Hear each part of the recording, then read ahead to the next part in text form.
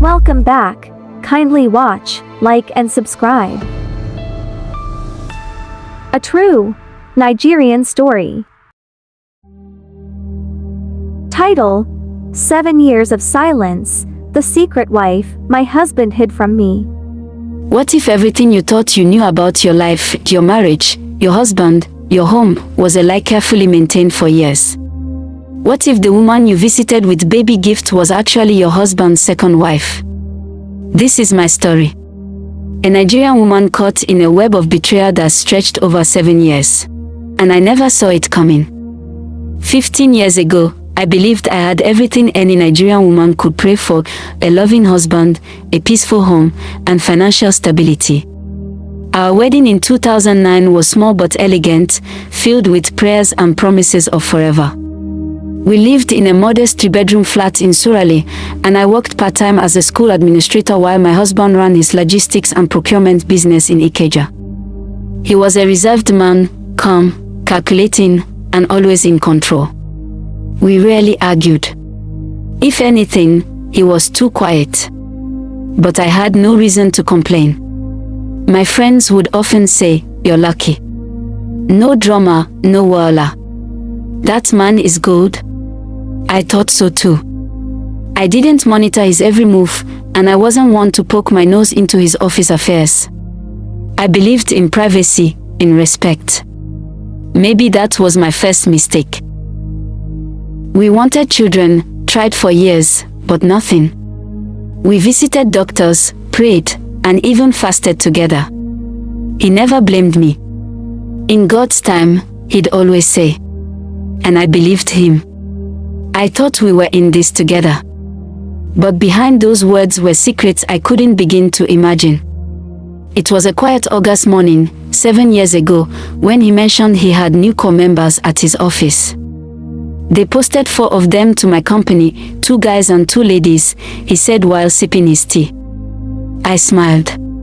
NYSC people always full of energy. Hope they are not giving you stress.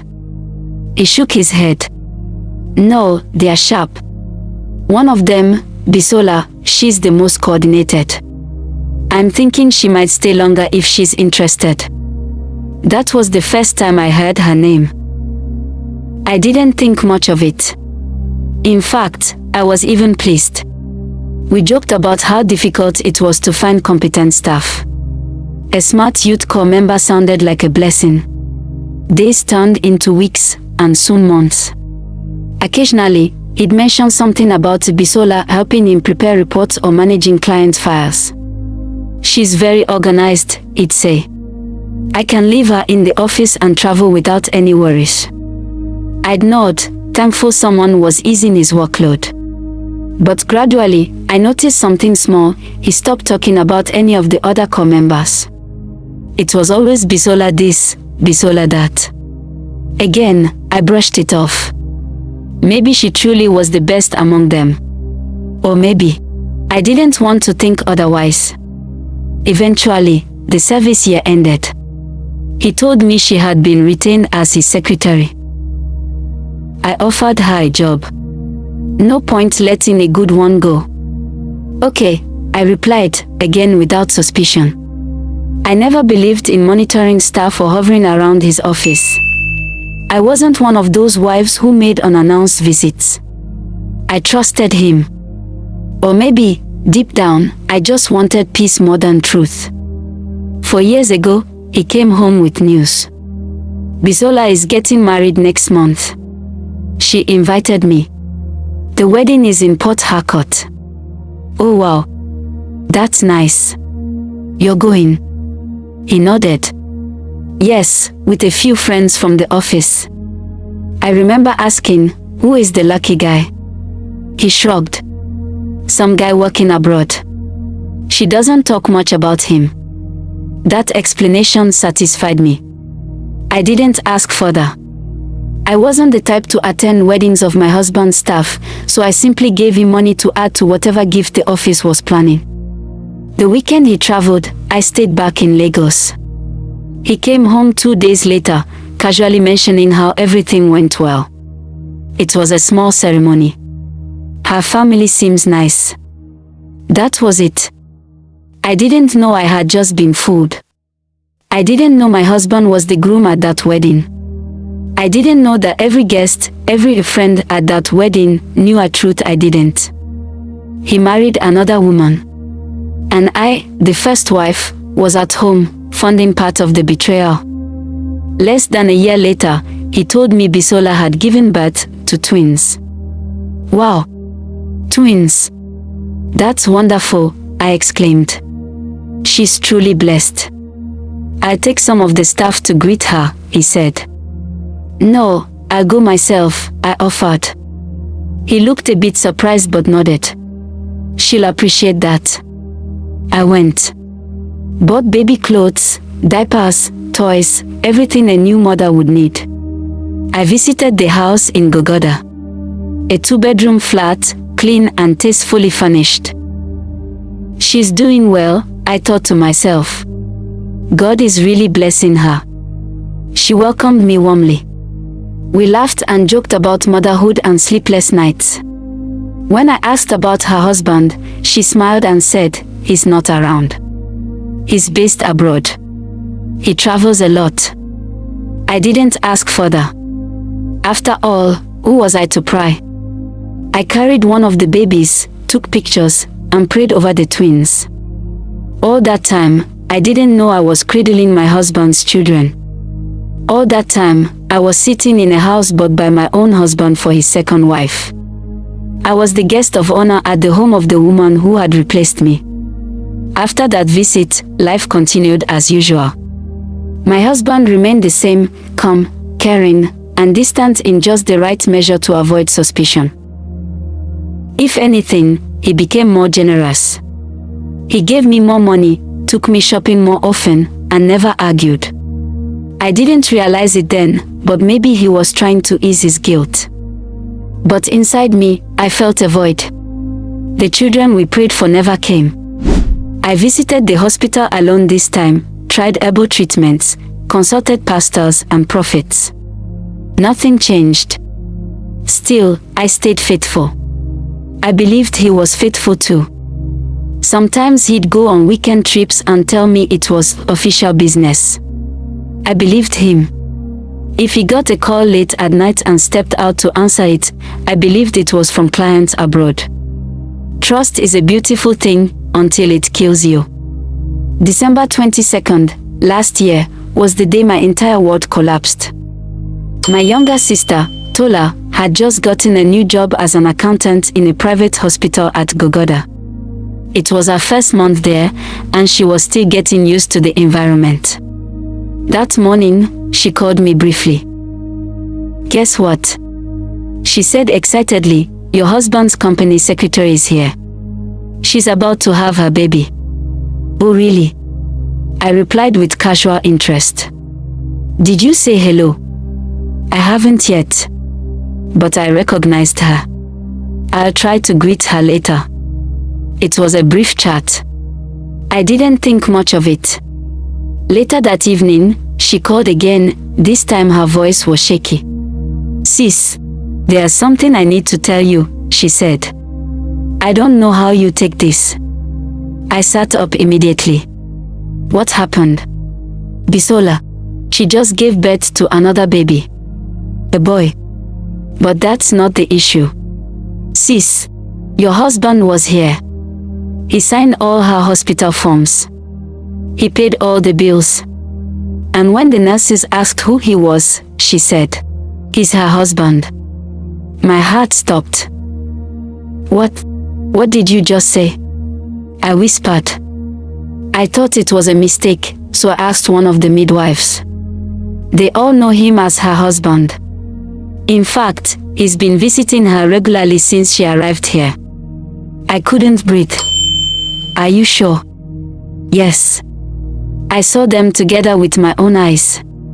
Sis, I think she's not just his secretary. I think she's his wife. I didn't confront him immediately. I couldn't. My head was spinning. My body was weak.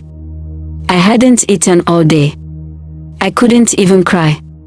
It felt like my soul had cracked open and poured into an empty bottle. That night, I barely slept. I stared at the ceiling, trying to count all the signs I missed, all the clues I ignored. The wedding in Port Harcourt. The twins. The visit to Gogoda. Her quiet nature. His quiet nature. The business trips. The distance. I waited 2 days. Then I went back to Gogoda, this time, not with gift or joy in my heart. I waited outside the house until I saw her return from the hospital, holding her new baby. When she saw me, her smile froze. She didn't expect me. I walked in without waiting for an invitation. "Congratulations again," I said. "Is your husband back from abroad now?" She didn't answer. I placed my bag down and looked around the living room. "You know, this house is really beautiful. Who paid for it?" She remained silent. Then I asked the final question. "Tell me the truth. Is my husband the father of your children?" She stared at me, her eyes filled with shock, then guilt, then something else I didn't understand. "Yes," she said quietly. "I'm sorry. I thought you knew." I stood there, not knowing whether to scream or collapse. I left without another word. That evening, I waited for him to return home. He came in around 9:15 p.m.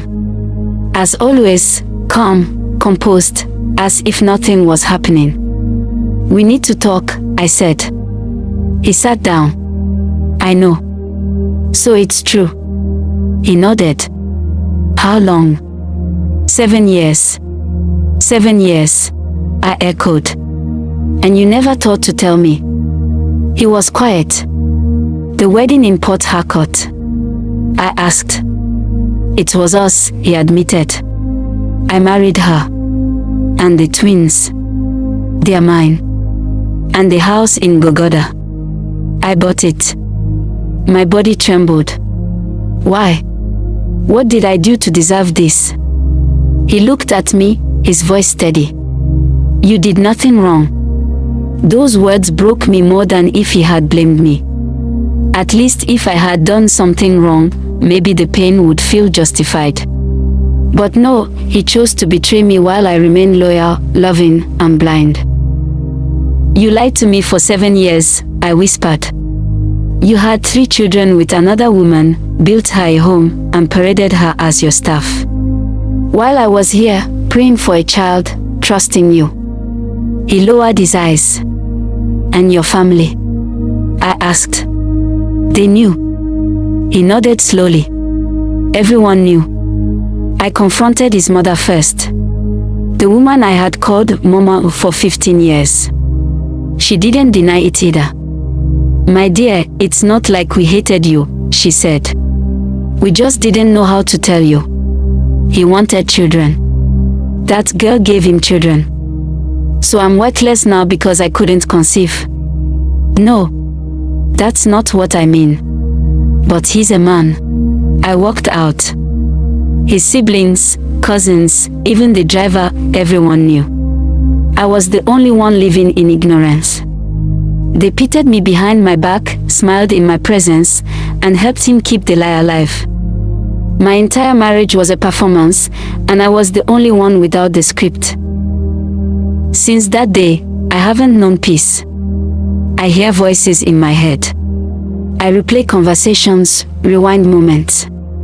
I see my wedding ring and feel like it's made of thorns. I look in the mirror and barely recognize myself. Some nights, I scream into my pillow until my throat goes dry. Other nights, I sit by the window, thinking of all the ways I could disappear. I've become mentally sick. I can't sleep. I can't pray. I'm scared of what I'm becoming.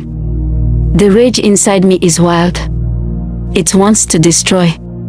I want to hurt them all, him, her, everyone who laughed behind my back.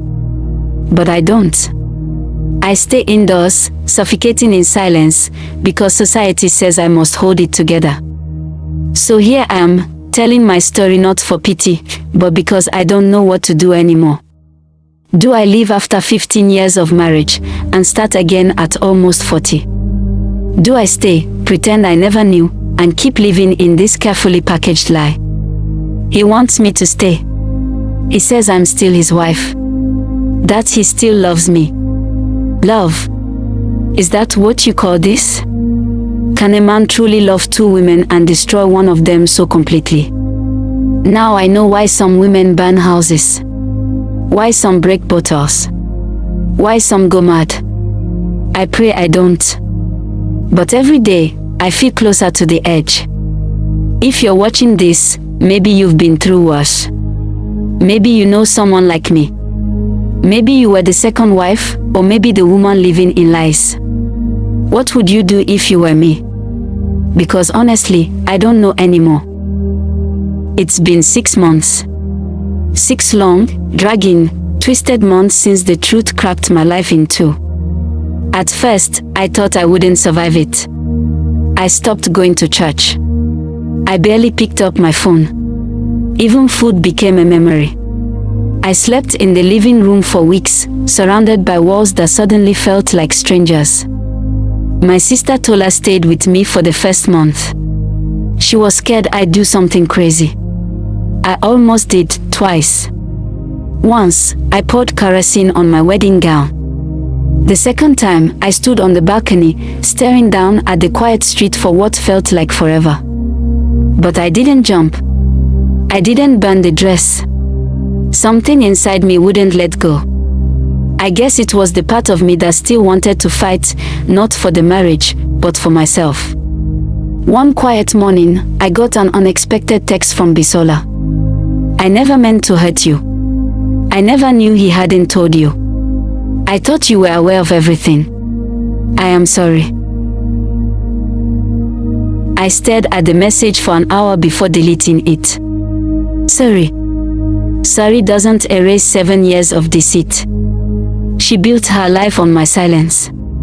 She watched me walk into her house, holding gifts, and said nothing. She nursed her twins, my husband's children, and offered me tea. That's not an accident. That's cruelty, packaged in calm. She made her choice. And now, I must make mine. The husband who wants peace. He's been trying. Since the revelation, he's tried everything. He says he regrets hiding it from me. Says he still loves me. Wants us to move on. Move on. From what? A double life. He offered to bring Bisola and the children to formally meet me, as if that would make it better. I refused. I am not the one who should bend, I told him. You broke this marriage, not me. Still, he visits. Still, he hopes. Still, he pretends that his home isn't on fire while holding the matchstick behind his back. But he knows I'm slipping away. People talk. Oh, they always do. Some say I should forgive him and stay. At least he didn't abandon you. Some say I should leave and start afresh. You still have time to find happiness. Others suggest I accept her and the kids. Many women are sharing already, at least yours is not a side chick. They don't understand. This is not about sharing. It's about betrayal, about trust that was turned into a weapon. It's about how everyone knew, and I was the fool smiling in ignorance. I won't live that way again. So what did I do? I packed a few of my things and moved into a small flat in Ikorodu, away from everything that reminded me of the last 15 years. No, I haven't divorced him, yet. But I've separated my soul from him. I've gone back to my teaching job, part-time. I enrolled in therapy. I joined a women's support group. I even started journaling, something I never thought I'd enjoy. Some days are worse than others. I still cry at night. I still flinch when I hear children laugh. But I'm healing, slowly. I may never forget what he did. But I'm learning that survival is louder than silence. To any woman who feels broken. If you're listening to this, if you're a woman like me, betrayed, confused, shattered, know this. You are not mad. You are not weak. You are not alone. Whether you choose to stay, to leave, or to rebuild, make sure it's your choice, not one forced on you by culture, religion, or pity. As for me, I don't know what tomorrow will bring. But one thing I know, the woman who walked into Bisola's house with baby gifts is gone. The woman who rose from that brokenness is just getting started.